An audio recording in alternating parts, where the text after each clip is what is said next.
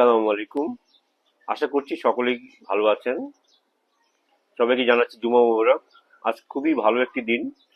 আজকে জুম্মার দিন এবং সন্ধ্যার পরে লাইলাতুল বরাত, শবে বরাতের রজনী। তাই শবে বরাতে করণীয় বর্জনীয় আপনারা ইমাম সাহেব, খতিব সাহেবের কাছ থেকে জানতে পারবেন। তবে আমি কিছু সতর্কতা বলে দিই। যেমন আপনারা অনেকেই কবরস্থানে জিয়ারত করতে যাবেন, এটা খুবই ভালো আমল। তাই কবরস্থান জিয়ারত করে গেলে অনেক ধাক্কাধাক্কি হতে পারে, এগুলো একটু এড়িয়ে চলবেন।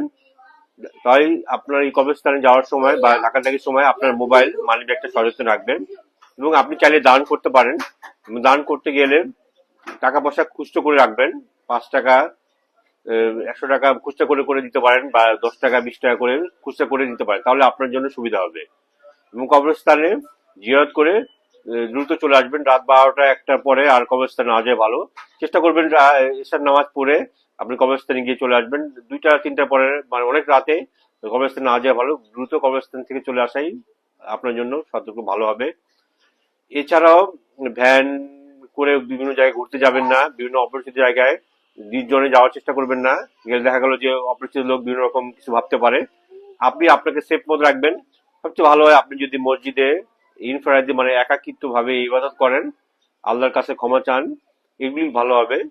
নিজেকে নিজেকে আল্লাহর কাছে সোবত করবেন, আল্লাহর কাছে ক্ষমা চাইবেন, আমরা সবাই ক্ষমা চাইবো, এগুলো ভালো হবে। কিন্তু আপনি যদি সর্বরাতে বাইরে কোথাও ঘুরতে যান, কোথাও অনেক দূরে অপরিচিত জায়গায় ঘুরতে যান, তাহলে মানুষের চিন্তাকারী ভাবতে পারে বা অনেক কিছু ভাবতে পারে। তাই আপনি আপনার গণ্ডির মধ্যে থাকার চেষ্টা করবেন।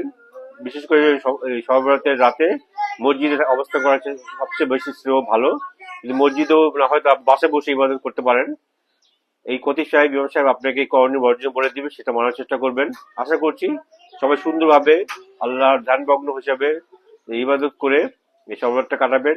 সবাই ভালো থাকবেন। আসসালামু আলাইকুম।